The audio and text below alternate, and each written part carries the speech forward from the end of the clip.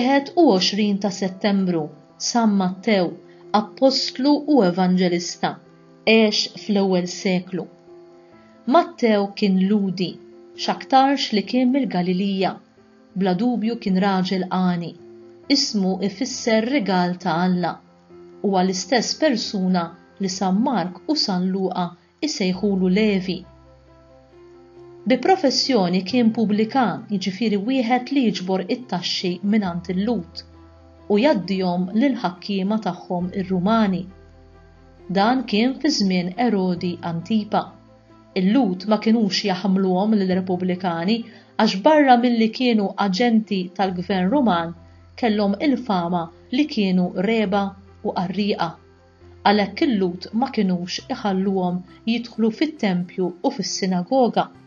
L-ebda ludi tal-affari tiegħu ma kien ikollu kuntatti magħhom. Dana kollu darba waħda Ġesu raħ bil-qiegħda quddiem il-mejda tat-taxxi u qallu: "Ejja warajja." Dak qam u mar warajh. Mattew kapitlu 9 vers 9. Hekk kienet is-sejħa ta' San Mattew biex isir wieħed mit-12 il-apostli ta' Ġesu. Ftit wara, Mattew stieden lil Ġesu għall-ikla fid-dar tiegħu f'Kafarnaum u stieden ukoll ħafna kolletturi ħbieb tiegħu. X'in il-Fariżej raw dan ħaduha kontra Ġesu u qalu: "Għaliex jiekol mal-Pubblikani u l-midinbi?" Ġesu sempliċement weġibhom: "It-tabib ma jeħtieġuhx dawk li huma f'saħħithom, iżda l-morda."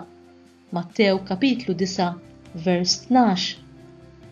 Isem San Mattew insibuh fil-lista tal-Apostli. Flimkien mal-Apostli kien xhud tal-qawmien mill-mewt ta' Ġesu. Kien magħhom ukoll meta Ġesu tela s-sema u wara mar magħhom ukoll Ġerusalemm jitlob u jistenna il-miġja tal-Ispiritu Santu. Atti kapitlu 1 vers 13. San Mattew kiteb l-ewwel Vanġelu, kitbu bl-Aramajk, l-ilsien antik tal-Palestina, u li bih kien jitkellem Ġesu. Is-simbolu tiegħu u figura ta' bniedem għax il-Vanġelu tiegħu jibda bil-ġeoloġija ta' Ġesu. It-tradizzjoni tgħid li San Mattew mar jippridka lil Ġesu fl-Etjopja, mhux dik tal-Afrika, iżda ta' ħdejn il-baħar Gaspru, fejn miet martri.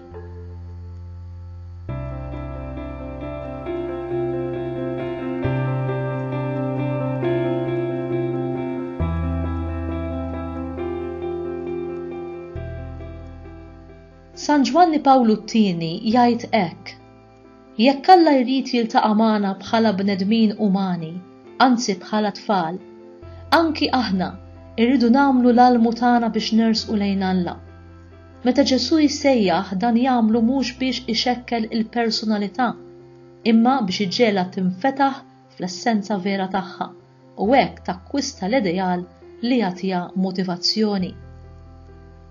Brother Louis Camilleri jgħid hekk: Ġesu għażel lil Mattew bħala dixxiplu li għal għajn in-nies kien meqjus midneb u li ma kellux il-valuri meħtieġa ta' qaddis, madankollu huwa kien onest u umli biżżejjed biex jammetti li hu kien midneb.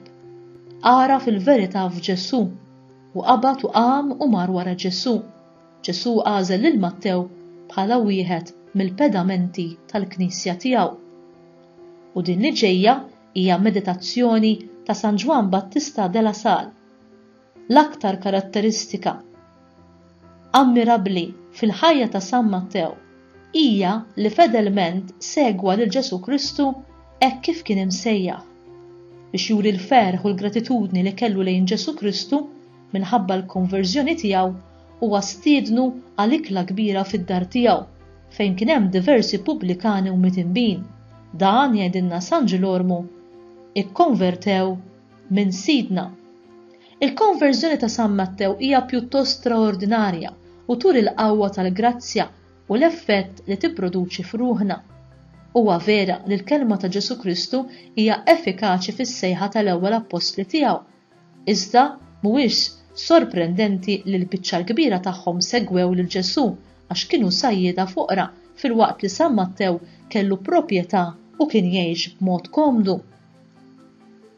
U inti, kemm kont tkun pront biex issegwi lil Ġesu Kristu kif għamel San Mattew, fuq il-post mal-ewwel kelma, bla ma tħalli żmien biex tissetilja l-affarijiet tiegħek u mingħajr ma titlob biex il-mulej jistennik ħalli tagħmel dan.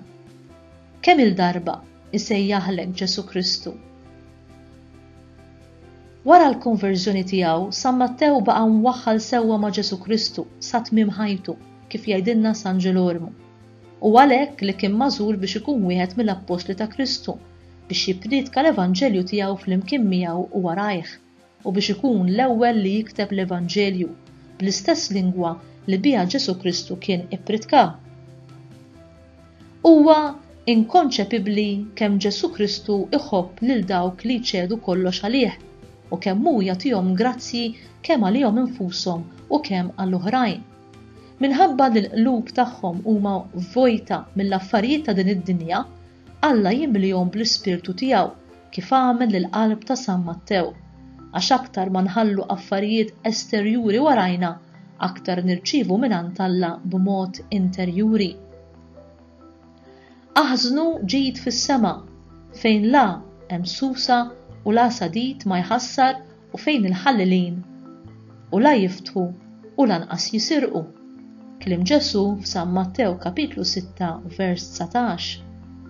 Eżempju l-aktar ċar ta' min ħaddan dan it-talim ta' Ġesu kien San Mattew li infatam mill-ġid kollu li kellu, ħalla kollox, mar ingħaqad ma' Ġesu, għex il-ħajja sempliċi u fqira tiegħu baqa' sakemm ta' ħajtu għalih u llum jinsab miegħu fis-sema.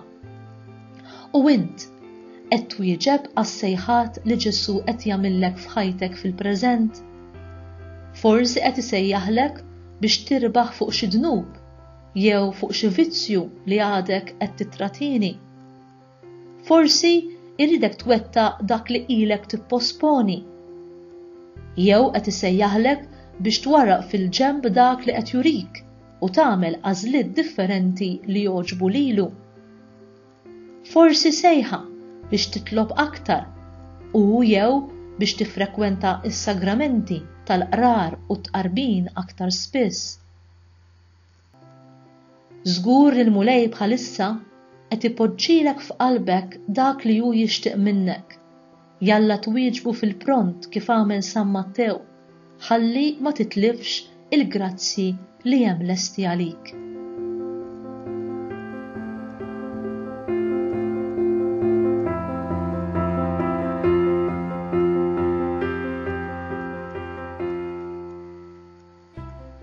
Talba mill-liturġija tas-sigħat. O Alla, biħnina li ma bħala oġbok tażel lil San Mattew u minn pubblikan għamiltu apostlu tiegħek. Għenna bl-eżempju u t-talb tiegħu biex aħna wkoll jistħoqilna nimxu warajk u ninaqdu miegħek brabta sħiħa. Nitolbuk dan bi Kristu Sidna. Amen.